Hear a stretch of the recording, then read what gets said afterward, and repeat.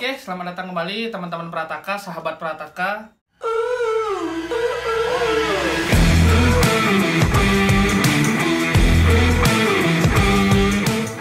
Kali ini seperti yang teman-teman ketahui di judul video kami kali ini, dan juga teman-teman sudah menonton di sosial media masing-masing, di TV, di berita, terkait dengan pidato Bapak Presiden kita yang dalam tanda kutip marah-marah pada pembukaan sidang Kabinet Paripurna Istana Negara pada tanggal 18 Juni tahun 2020 kemarin.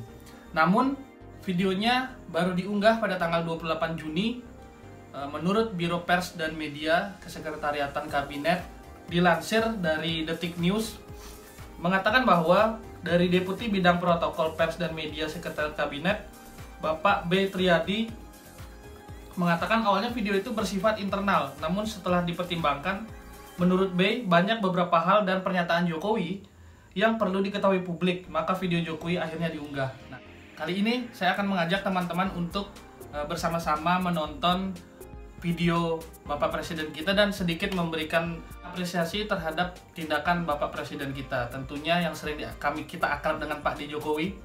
Nah, mungkin langsung saja teman-teman kita nonton sama-sama.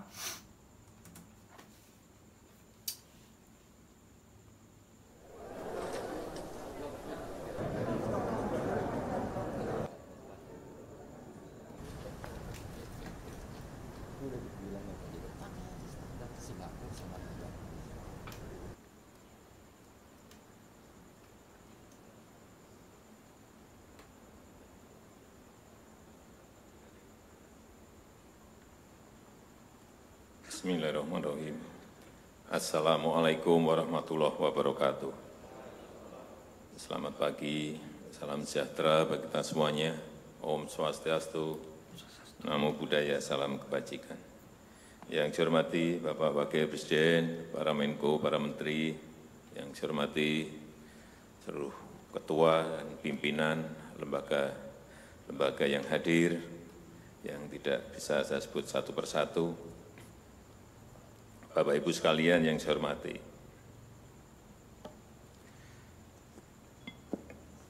suasana dalam 3 bulan ke belakang ini dan ke depan mestinya yang ada adalah suasana krisis. Kita juga mestinya juga semuanya yang ada di sini sebagai pimpinan, sebagai penanggung jawab, kita yang berada di sini ini bertanggung jawab kepada 260 juta penduduk Indonesia. Tolong digarisbawahi. Dan perasaan itu tolong sama, kita sama. Ada sense of crisis yang sama. Hati-hati, OECD terakhir sehari 2 hari yang lalu menyampaikan bahwa growth, pertumbuhan ekonomi dunia terkontraksi 6, bisa sampai ke 7,6%, 6 sampai 7,6% minusnya. Bank Dunia menyampaikan bisa minus 5%. Perasaan ini harus sama. Kita harus ngerti ini. Jangan biasa-biasa saja. Jangan linier. Jangan menganggap ini normal. Ini normal. Bahaya sekali kita. Saya melihat masih banyak kita yang menganggap ini normal. Nah, kalau saya lihat Bapak, Ibu, dan saudara-saudara masih ada yang melihat ini sebagai sebuah masih normal, berbahaya sekali. Kerja masih biasa-biasa saja. Ini kerjanya memang harus ekstra luar biasa, extraordinary. Perasaan ini tolong sama. Kita harus sama perasaannya, kalau ada yang berbeda satu saja sudah berbahaya. Jadi, tindakan-tindakan kita, keputusan-keputusan kita, kebijakan-kebijakan kita, suasana adalah harus suasana krisis. Jangan kebijakan yang biasa-biasa saja, menganggap ini sebuah kenormalan. Apa-apaan ini? Mestinya suasana itu ada semuanya. Jangan memakai hal-hal yang standar pada suasana krisis. Manajemen krisis sudah berbeda semuanya mestinya. Kalau perlu kebijakan perpu, ya perpu saya keluarkan. Kalau perlu perpres saya keluarkan. Kalau saudara-saudara punya peraturan menteri keuangan, keluarkan untuk menangani negara, tanggung jawab kita kepada 267 juta rakyat kita.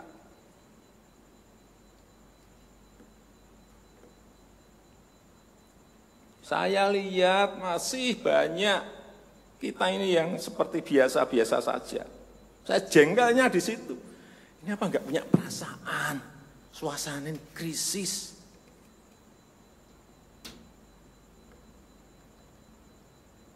Yang kedua, saya perlu ingatkan belanja-belanja di kementerian. Saya lihat laporan masih biasa-biasa saja. Segera keluarkan belanja itu secepat-cepatnya karena uang beredar akan semakin banyak. Konsumsi masyarakat nanti akan naik. Jadi belanja-belanja kementerian tolong dipercepat. Sekali lagi, jangan menganggap ini biasa-biasa saja. Percepat, kalau ada hambatan, keluarkan peraturan menterinya agar cepat. Kalau perlu perpres, keluarkan perpresnya. Untuk pemulihan ekonomi nasional, misalnya saya berikan contoh. Bidang kesehatan. Itu dianggarkan 75 triliun. Tolong Pak Terawan didengar baik-baik. 75 triliun. Baru keluar 1,53% coba. Uang beredar di masyarakat kerem ke situ semua. Segera itu dikeluarkan dengan penggunaan-penggunaan yang tepat sasaran. Sehingga men-trigger ekonomi. Pembayaran tunjangan untuk dokter spesialis, untuk tenaga medis segera keluarkan. Belanja-belanja untuk peralatan segera keluarkan. Ini sudah disediakan 70-an triliun seperti itu. Bansos yang ditunggu masyarakat segera keluarkan. Kalau ada masalah, lakukan tindakan-tindakan lapangan. Meskipun sudah lumayan, tapi baru lumayan, ini extraordinary. Harusnya 100%. Di bidang ekonomi juga sama. Segera stimulus ekonomi bisa masuk ke usaha kecil, usaha mikro. Mereka nunggu semuanya. Jangan biarkan mereka mati dulu baru kita bantu, nggak ada artinya.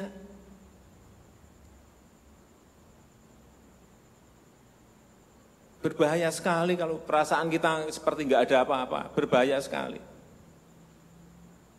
Usaha mikro, usaha kecil, usaha menengah, usaha gede, perbankan, semuanya yang berkaitan dengan ekonomi manufaktur, industri, terutama yang padat karya, beri prioritas pada mereka supaya nggak ada PHK.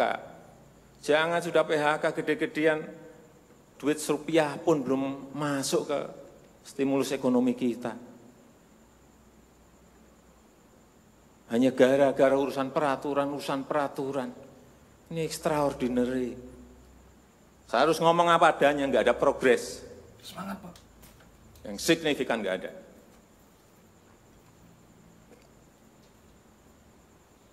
Kalau mau minta perpu lagi, saya buatin perpu. Kalau saudara belum cukup, asal untuk rakyat, asal untuk negara. Untuk rakyat. Pertaruhkan reputasi politik saya. Pertaruhkan, Pak.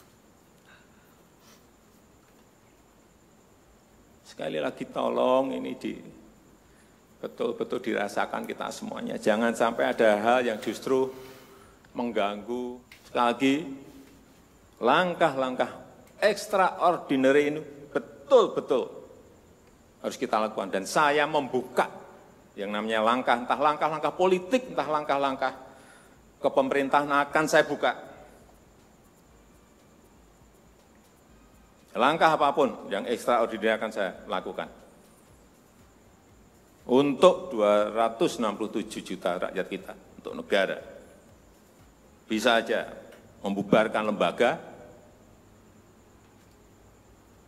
bisa aja reshuffle, udah kepikiran kemana-mana saya. Entah buat perpu yang lebih penting lagi, kalau memang diperlukan, karena memang suasana ini harus ada. Kalau suasana ini tidak, Bapak Ibu tidak merasakan itu, sudah. Artinya tindakan-tindakan yang extraordinary keras akan saya lakukan. Saya rasa itu yang bisa saya sampaikan pada kesempatan yang baik ini. Saya betul-betul minta pada Bapak Ibu dan saudara-saudara sekalian mengerti, memahami apa yang tadi saya sampaikan.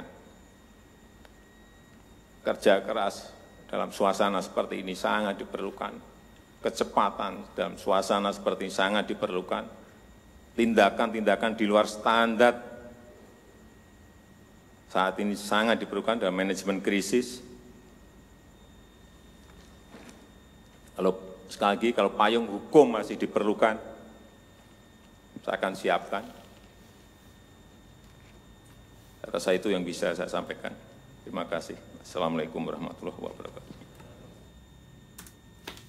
Jadi itu teman-teman video pidato Bapak Jokowi pada pembukaan sidang Kabinet Paripurna pada tanggal 18 Juni kemarin, walaupun dari Biro Pers mengatakan bahwa sempat itu merupakan sidang internal yang tadinya tidak ingin dipublik, tapi dengan atas pertimbangan mereka bahwa ada hal yang mungkin perlu diketahui oleh publik, pada tanggal 28 Juni kemarin baru dipost oleh Kesekretariat Kabinet, Biro Pers dan Media lebih tepatnya. Nah, mungkin saya ingin memberikan tanggapan dengan beberapa statement Pak Jokowi, Bapak Presiden kita yang terhormat. Pertama-tama, saya berharap sebagai masyarakat dan juga sekaligus sebagai mahasiswa, karena kita ini sangat terdampak terkait dengan pandemi ini. Semoga saja Bapak kedepannya semakin serius dan semakin tegas menghadapi pekerjaan yang belum maksimal yang dilakukan oleh Kabinet Bapak. Nah, selanjutnya saya ingin mengapresiasi Bapak selama ini sudah bekerja dengan baik menghadapi pandemi ini, tapi perlu saya ingatkan juga sebagai masyarakat, sesuai dengan Undang-Undang Dasar bahwa kedaulatan tertinggi berada pada rakyat. Tolonglah Pak, banyak mungkin pedagang-pedagang yang sangat merasakan imbasnya, tidak bisa melanjutkan usahanya. Banyak mahasiswa-mahasiswa kemarin yang butuh keringanan SPP atau UKT, dan masih banyak mungkin masyarakat. Kita ketahui bersama, seperti yang Bapak katakan tadi, kita harus merasakan sense of crisis seperti yang dikatakan Bapak tadi. Kita sama-sama merasakan itu, dan mohon juga kepada Menteri Kabinet, terutama Bapak Menteri Kesehatan sebagai garda terdepan, tolonglah kita serius sama-sama menjaga bangsa. Jangan sampai public policy yang dikeluarkan nanti malah hanya akan dirasakan oleh segelintir orang. Pastikan itu dana yang dikeluarkan nanti sebagai upaya untuk percepatan penanganan pandemi ini bisa tersalurkan kepada orang yang membutuhkan, tepat sasaran tepatnya. Karena banyak beberapa media kemarin saya baca sebuah meme yang sangat sarkas, banyak bantuan-bantuan yang kurang tepat sasaran. Saya melihatnya seperti itu. Saya tidak menuduh, tapi semoga kita berharap bantuan-bantuan itu memang sampai pada orang yang sangat membutuhkan. Dan juga kepada Bapak Jokowi ke depannya, di masa yang sangat memprihatinkan sekarang, kami berharap sebagai masyarakat, sebagai rakyat, sebagai mahasiswa, terutama saya juga, agar berilah kejelasan kapan kita bisa menjalankan kehidupan selayaknya. Dan tolong juga agar para tenaga medis diperhatikan, para relawan juga diperhatikan, teman-teman yang berswadaya saling membantu, patut kita berterima kasih kepada mereka. Yang bahkan mungkin di pemerintahan daerah, saya merasakan kerja dari teman-teman relawan yang notabene-nya bukan dari pemerintah, yang dari swadaya mandiri. Kami ingin kehadiran negara di tengah pandemi kali ini karena pada dasarnya kami telah menitipkan tugas, beban, dan tanggung jawab terhadap pemimpin yang kami rasakan baik pada saat pencoblosan itu. Jadi siapapun pemimpinnya, siapapun menterinya, siapapun pejabatnya, kami harap bapak-bapak dan ibu-ibu sekalian tolonglah lebih serius bekerja, karena ini bukan menyangkut soal individu, tapi menyangkut seluruh rakyat Indonesia. Seperti yang Bapak Jokowi katakan tadi, 267 juta jiwa, bukan hanya segelintir orang, bukan hanya segelintir kelompok, tapi ini menyangkut yang namanya bangsa, masa depan bangsa, dan juga menyangkut yang namanya Negara Kesatuan Republik Indonesia. Nah, mungkin itu saja pesan untuk Bapak Jokowi. Terima kasih atas dedikasinya sebagai pemimpin negara kita selama beberapa tahun belakangan ini. Saya harap di masa Bapak yang tinggal kurang lebih 4 tahun ke depan, gunakanlah agar kami sebagai masyarakat bangga memiliki presiden yang selama 2 periode sangat memperhatikan rakyatnya. Saya yakin Bapak bisa, saya yakin Bapak sudah memikirkan itu, tapi tolong di tengah pandemi ini, prinsip Bapak yang kerja lebih dioptimalkan lagi. 2 kali lipat lebih bekerja, 4 kali lipat lebih bekerja. Nah, mungkin kurang lebih seperti itu. Terima kasih Bapak Presiden Jokowi. Tapi satu hal yang mungkin perlu kita ketahui bersama, jika memang para menteri-menteri itu tidak bekerja dengan baik, tolong tegas keluarkan sikap Bapak yang pro rakyat ini agar reshuffle menteri-menteri yang mungkin tidak bekerja dengan baik. Karena pada dasarnya jangan sampai kepercayaan masyarakat hilang pada pemimpin kita, para menteri-menteri kita. Kita ketahui bersama kepercayaan kita terhadap salah satu lembaga negara sebagai lembaga legislatif sudah sangat memprihatinkan, dan jangan sampai kepercayaan publik terhadap lembaga eksekutif Bapak Presiden kita yang terhormat beserta kabinetnya berkurang. Ya, mungkin itu saja pesan dari kami. Terima kasih untuk dedikasinya. Maju terus Bapak Jokowi, dan jangan lupa berikan rasa optimisme kepada masyarakat. Terima kasih.